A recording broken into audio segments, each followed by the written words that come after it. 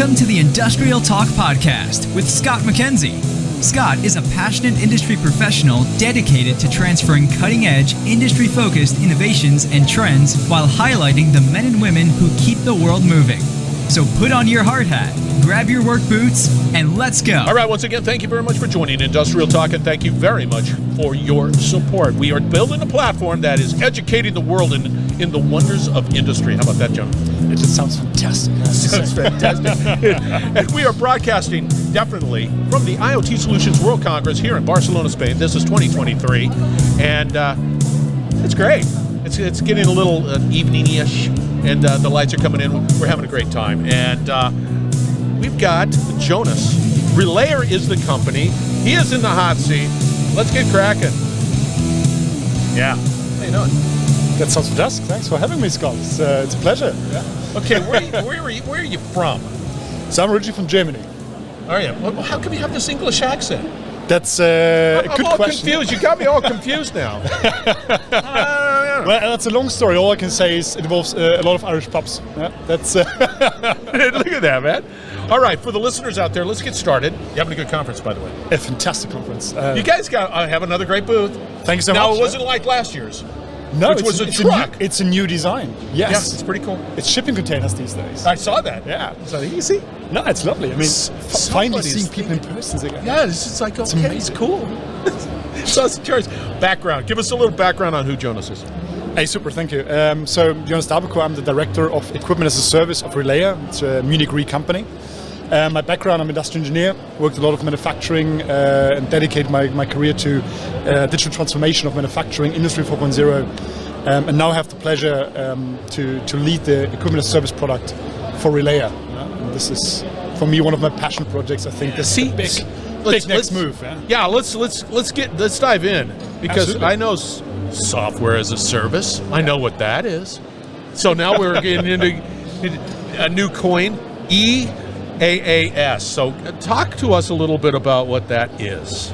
Absolutely. So equipment as a service is essentially you use an equipment, industrial equipment, and only pay for the output, right? It's a bit like when you don't buy a car anymore. You open the app and you essentially say, okay, I want to drive from here to there, and you get charged by kilometers you actually drive, right? Then you don't have to worry about the car. It's the same for industrial equipment. You only pay for the output of the equipment. You don't have to worry about anymore the maintenance, the residual value, and all these kind of things, right? You can focus on your core business of adding value. Okay, so here's a sloppy use case. I'm out there and I have a manufacturing facility. Right. I have that pump. There's the pump right over there. You're saying I can go to Relayr and say, hey, I have pump XYZ. I want to use your solution or service. I like doing this over there. Can you do that? That pump right there. Essentially, yeah. How about that for a sloppy use case? Absolutely. So what we do as Relayr, we partner with OEMs, so machine manufacturing companies, to help them to provide their machines as a pay-per-demand, guaranteed performance, out-of-the-box solution to the end user, right? So that means you guaranteed performance. Yes. You nailed that. So that means if I want you to get that pump and you go with the OEM and you're doing that pump, you're doing all the maintenance. You're doing everything Absolutely. To keep that asset. You've applied your digital transformation devices and you're pulling data off of it and you're reading it and it's got the vibration. All of that you're doing. Absolutely. We do the financing of the equipment, right? So you have the variable payment for what you actually use, right? We do the operations of that. Oh. We use technology to improve the performance and ensure the performance and work together with the OEM to improve the uptime of the equipment. But also we take over the risk of that, right? So guaranteeing a performance is all about also taking over the risk, and then we make sure this all works as one bundle. Do you find that sounds so disruptive? It is. I know. It is. It's just like, I don't know. It just opens up. And let's put it this way. If I'm back to Scott manufacturing process, and I like doing this, but I can also just, you take care of that, whatever Absolutely. That is. It's all about, for the user of the equipment, is focus on what's your value core, that's your core, right? And we take care of the rest, right? That's the idea. And I think at the moment, this is the next the next wave of one of the next waves of the next level industrial processes, really, right? Because today you have a lot of these kind of maintenance efforts you have to put a lot of management around the assets.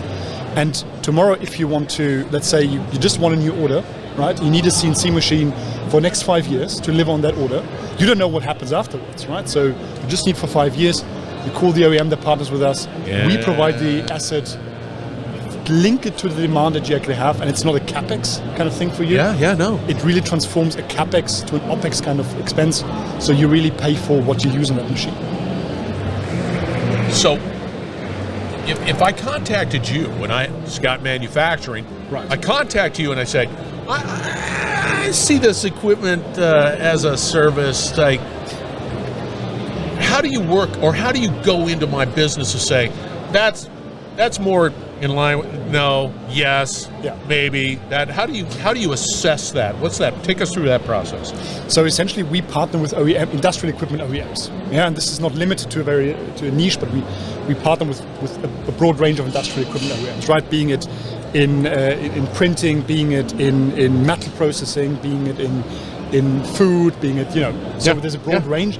And this model applies to most of the industries, to be honest, right? Of course, we're not talking about if you have a $100 equipment, it might not be the right move, right? But as soon as you have an equipment that is above 200K, it becomes really interesting for you. Maybe not to take up a loan or to have some leasing over 10 years, but really just to acquire an equipment on a pay-per-use basis.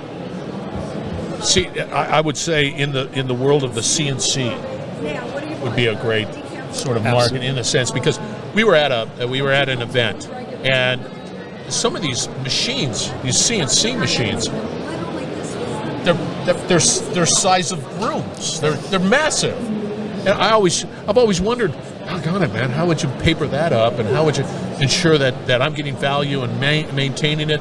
Those are complex systems. Yes. Absolutely. And I mean that's disruptive. I'm just telling you right now. And you don't limit yourself to any industry is of course it has to make sense, right? So right. Not every, let's say, not every machine is necessarily a pay-per-use case. So for example, if you buy a machine and for the next 10, 20 years it just will run like clockwork, and it's like you will always have it fully utilized, and maybe not the best case. But as soon as as soon as you have variation in demand, and if you look at the supply chain disruptions today, in the changes of our manufacturing world as you see at the moment, this is a very attractive value proposition for many machines. Now I get it. Now I've seen it, because now if I have a fully utilized asset that's spinning at 100% utilization, and it's and for the next 10 to 20 years. Yeah, you're good to go. You're fine. It's that variability that, from a business perspective, I would have a hard time, one, justifying the acquisition or purchase of that, just because I don't see a stability in the utilization of that asset. And that's where you can minimize. Absolutely. That's also it's all about moving to one output, right? There are processes, for example, like cooling processes, where you want they run continuously, right? But you always want to have a certain output of the cooling process. That's another great example where you say, okay, if I just want to purchase the cool temperature within my cabinet, I don't want to care about the rest of it. And so it's always also a use case where you can say, hey, hold on. Now all of a sudden you've taken me down a different journey. You're saying from a cooling point. Oh, see, we good? I think we are. Okay. See, Jonas has violated the number one principle. There's a very important cable down here. There's a very important cable down here. All of a sudden we're panicked. However, I can purchase the cooling, the chiller unit, in a sense. It's the output, right? It's the output. You start purchasing the output, not the machines and what you need to make it happen, right? It's also about aligning, getting the incentives aligned. We all want the same thing. We want the best output of the machine. Yeah. Holy. How long have you guys been doing this? Let's say for the last 3 years, 4 years. Still? Relayr is 10 years old now. Yeah, but it's still... you're still coming up with other options, other ways of looking at... So you, as the experts, you're just looking at all businesses. Yeah. And you're saying, hey, our model is this, we can apply it there. Absolutely. And for me as a business, do I minimize that volatility, that uncertainty, if I worked with in concert with you guys? Absolutely. Yeah, see? Yeah, where were you when I was running all this stuff? The less headaches. And never mind. It's that simple, isn't it? Yeah. Where do you? I mean, where do you see it going? What's that sort of next? Yeah. Horizon? Because just like everything else down here at IoT Solutions World Congress, it's like, hey, we got a new version. Here's a new use case. Here, and it just keeps on, blistering out. I think, to be very honest, I mean, what we see already with equipment as a service is the move towards, not thinking of tech use cases here and tech use case here. It's about aligning us behind the output we want actually to achieve, right?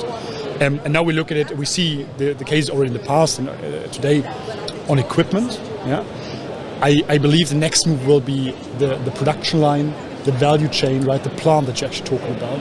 And it's all about variability of that production flow or that value creation that you do.